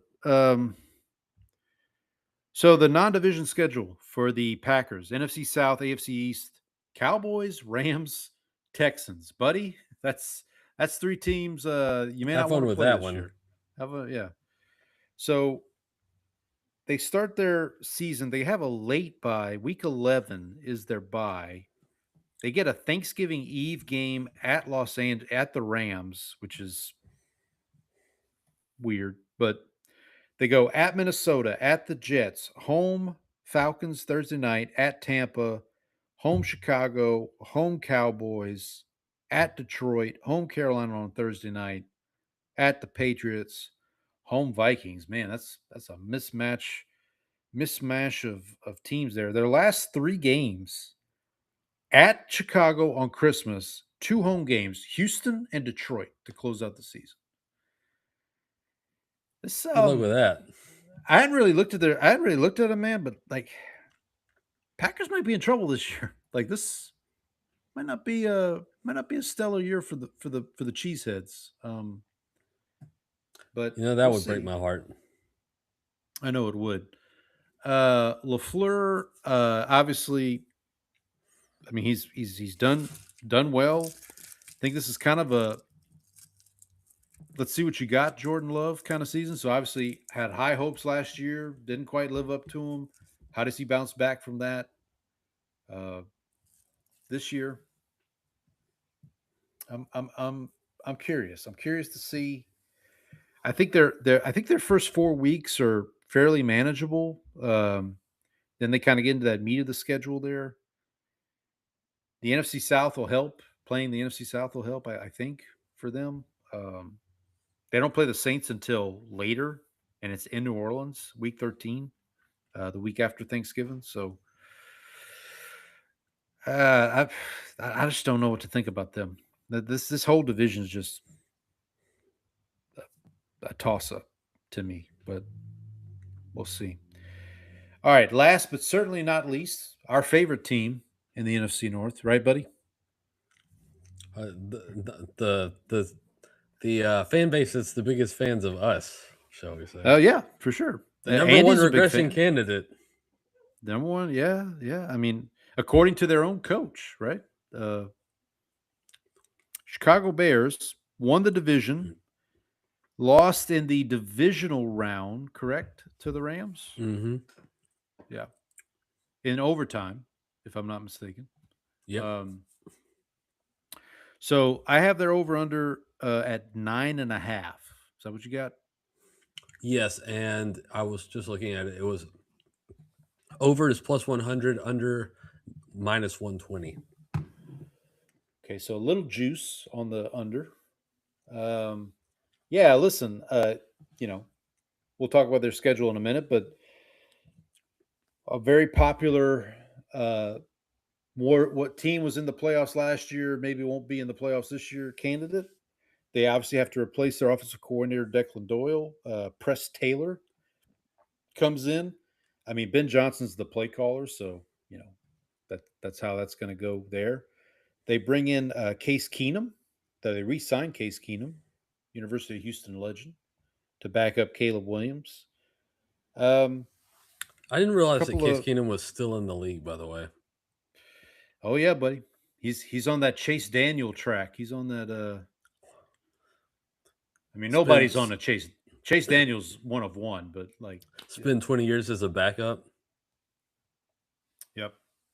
And then get a job at ESPN, get a podcast where your co-host gets in trouble with Mike Vrabel. Yeah, there we go. That's the track. The Bears, couple moves they made here on the offensive line. Jedrick Willis, they traded for Garrett Bradbury from the Patriots. Signed Kentavious Street, defensive lineman. Looking through here. Is he related to Peekaboo Street? Sure, absolutely.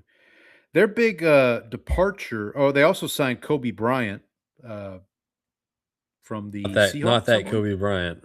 Not that Kobe Bryant. Rest in peace. But their big departure this year was DJ Jack Moore. Sanborn. Yeah, Cowboy legend, right? Jack Sanborn. Yeah, he came back. I guess. Yeah, he's back, baby. DeMarco Jackson, Saints legend, re-signed. Another classic Saints linebacker who didn't play well for the Saints, went to another team and now is thriving. But the big departure for the Bears, DJ Moore, wide receiver, got traded to the Bills. Talk that he and Caleb Williams maybe weren't simpatico a little bit, but we'll see how that goes in Buffalo for him. Drew Dahlman, their center, another center retired for them for a team.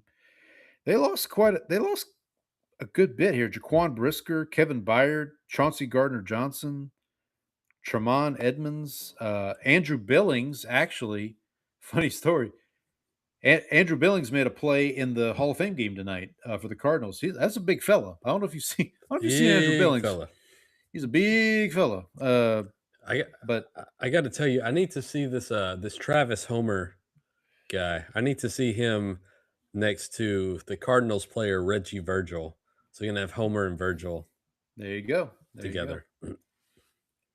Absolutely. Which, by the way, was my grandfather's first and middle names.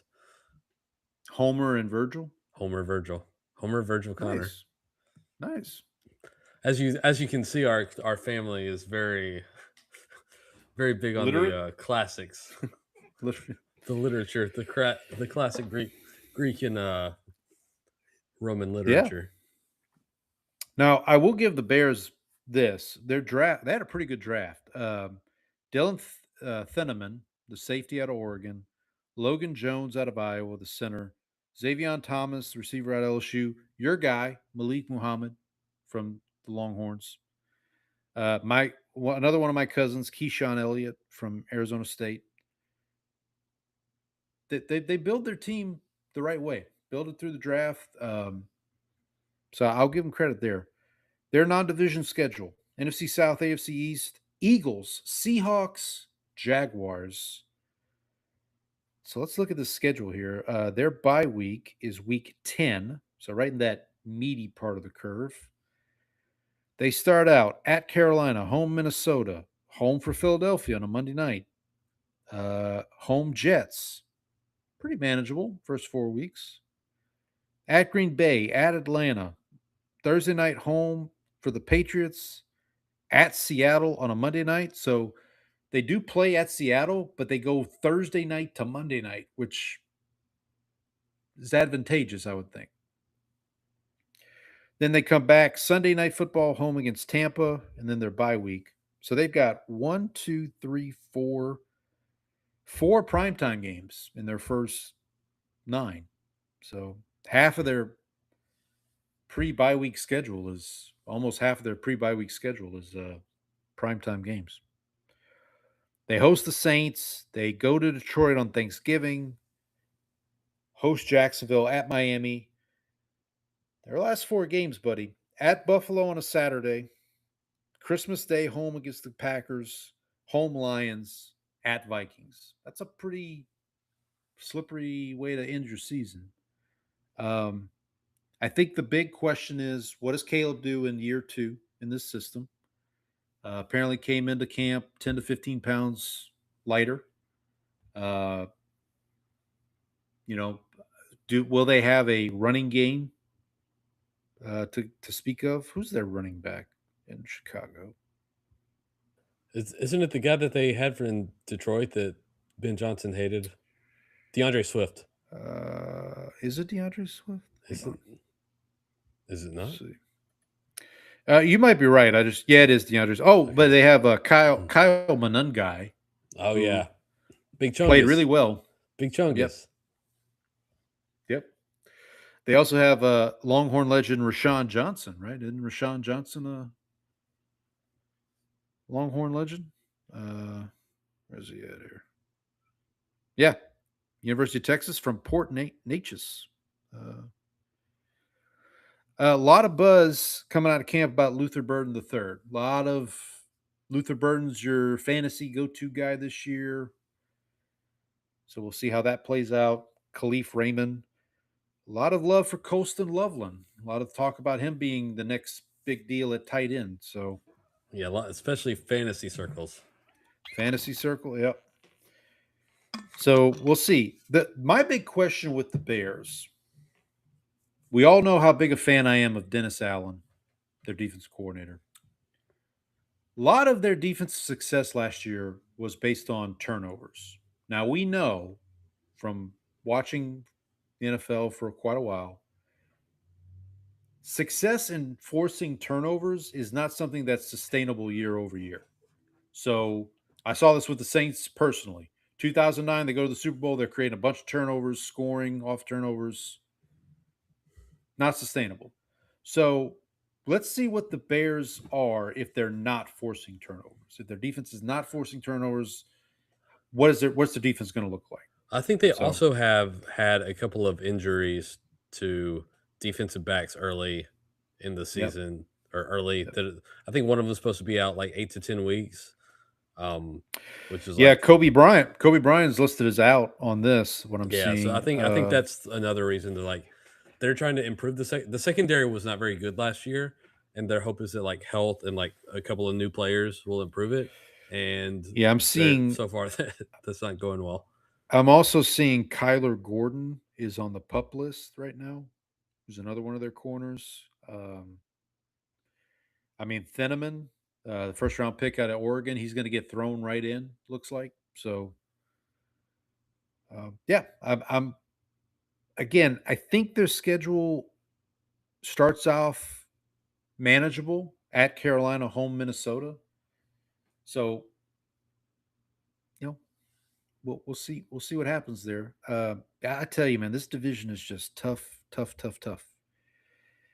Where do we think on Caleb? Where would you rank him? Or do we dare even? What was the Jose Mourinho meme? I do not want to talk. If I talk, I will get in trouble. We're going to be like Fauci and plead the fifth here. Yeah, there we go. I think. Yeah, fifth. I can't do the Dave Chappelle. Fifth. 1, 2, 3, 4. Fifth. I will say I am interested to see how Caleb progresses this year. So.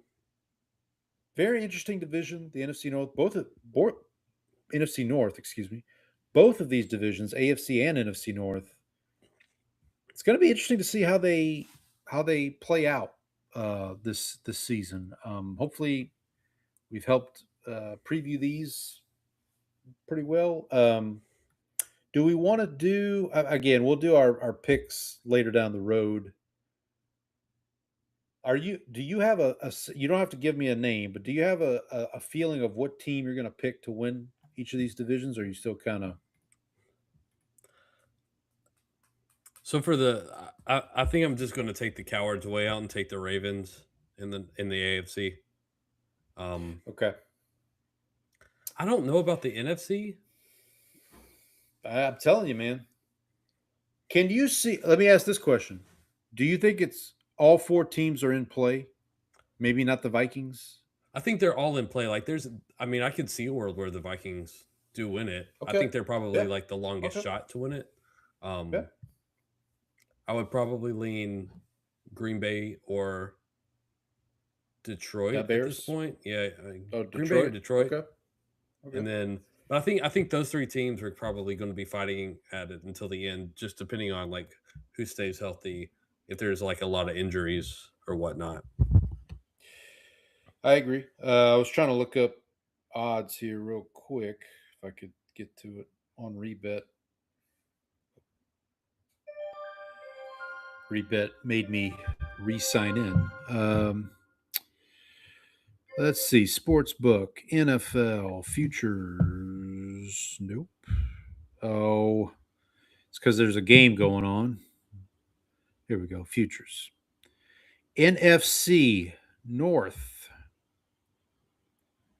Do you want to guess who the betting favorite is for the NFC North? Isn't it Detroit? It is Detroit at plus 160. Do you want to guess what the Bears' odds are? At least on Rebet? Plus 300. Plus 310. Yeah. Pretty close. Vikings are plus 450. That's okay. That might be that's a little. What's Green Bay like? Plus 2 something? Plus 200? Plus 240? 240. 240. Yeah. That's let's see. So the Bears. Wait, I want to see the Vikings. I don't know if you still got it on, but this Hall of Fame game is going down to the wire here. Yeah, I see that. Haynes King here, Longview's finest, slinging it.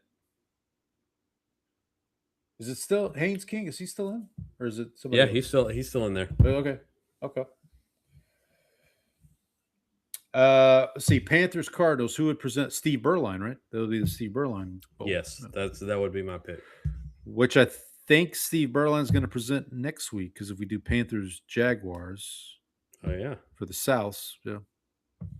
So tune in for that next week. Anything else on the North? Anything else on the AFC or NFC North? Two divisions that are just, again, I just find them tough to call. They're intriguing. I will say the AFC North feels a little bit more like I think it's really two teams in the AFC North, Bengals and Ravens. NFC all of this depends on Joe Burrow not getting injured, which seems to happen quite a bit too. And it also depends on like, can the Steelers find the fountain of youth with Rodgers and like can McCarthy they find the fountain of ivermectin? Yeah, maybe that's it. Maybe that's the key. Yeah, so that's the Norse. We will be doing the Souths next week, NFC South, AFC South. So obviously we'll talk about my team, my beloved Saints. We'll talk about our team that's local to both Brandon and I, the Houston Texans. A lot of buzz around the Texans right now. But I'm skeptical on the Texans a little bit. Not skeptical. We saw the video of CJ Stroud walking into the facility. There's a piece. There's a piece of the Texans that I got to see it. But and then obviously I'm sure Brandon's going to be still high on the Jaguars after last year. He was on it. You were on the Jaguars early last year. I'll give you credit there. So we'll see what what that holds for us next week, and then we'll do the East the week after that, and the West week after that. Maybe we can reach out to Trang. Maybe Trang will join us for the West preview. Maybe we can see. We can get in touch, Maybe, or at least for give the us South. For the South. The Seahawks or the. So yeah, at least give us her Seattle. Seahawks thoughts going into the season. I know we talked to her after the Super Bowl. Maybe we'll check in on the Padres too while we're at it. See how that's going. She posted some pictures on Twitter. It looks like earlier she's over in on vacation. Yeah, in Europe it looks like. Yeah. So shout out to her. Hope she's having a good time. But we'll hopefully check in with her. We'll check in with everybody next week. Hopefully this week's a little less adventurous for my guy Brandon. Gosh, and for me as well. But we'll see. Oh, here goes Haynes King. Scrambling, rumbling, bumbling. Just converted a 3rd and 14 with the legs. All right, we'll see how this game ends. We won't have any more preseason football this week. No. Next week we've got the full slate starting. So, all right. Well, hope everybody has a good week. We are in the month of August now, so dog days of summer are here. By the way, before we go, new team atop the AL West, buddy. Yeah, let's take a look at the teams they've been playing, Paul. Who did they sweep? Who did they just sweep? What did I tell you about the AL West? What did I tell you about the AL West? Everyone's bad. All right. Who else did they play? Paul, who else have they played in the last 10 days? Well, they did lose 2 out of 3 to the Blue Jays after trading for one of the Blue Jays outfielders, not named George Springer. But yeah, what is the Blue Jays record right now too? Is it not good? It's under 500. I know that much. Okay, well there you go. Well, listen, I will say, Yordan Alvarez still looking like he might get the Triple Crown. If the Astros make the playoffs and Alvarez hits the Triple Crown, he's got to be MVP, right? Like, I think so. If he stays healthy. Can I get? Can you help me out here? So we'll see. But yeah, so looks like the Panthers might be setting up, maybe go for a field goal to tie it, or maybe a touchdown to win it here. You got to go to play to win. Come on, don't be a coward. Play to win. Good catch there by I don't know who that was. Bryce Young on the sidelines. It said Horton Jr. Is that Torrey Horton, maybe? It said Horn. Oh, that's Jimmy Horn. Jimmy Horn from Colorado, yeah. Not Joe Horn. No relation to Joe Horn. He might be. I don't know. All right, here we go. Let's stick. Oh, almost a one-handed. Is that Brandon Cooks? No. I don't think Brandon Cooks is that tall. Yeah, I would say Brandon Cooks. You might have caught that. Maybe. All right. Do you want to stick around for this one play here? We got 2 seconds. We got one more play. Might as well. Well, they might as well here. See if the Longview kid can pull it off.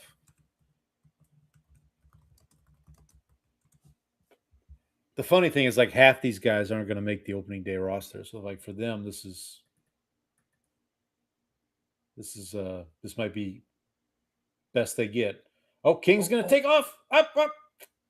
Got it. Touchdown. Got it. He's in. The Longview Lobo. Look at Canales. Might be the happiest he is all season. All right, so the Panthers winning a first walk-off. take. Should Haynes King replace Bryce Young as the starting quarterback of the Panthers?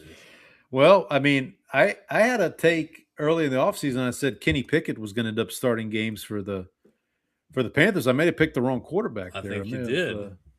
Yeah. So we'll have to keep an eye on that. All right, well, that was fun.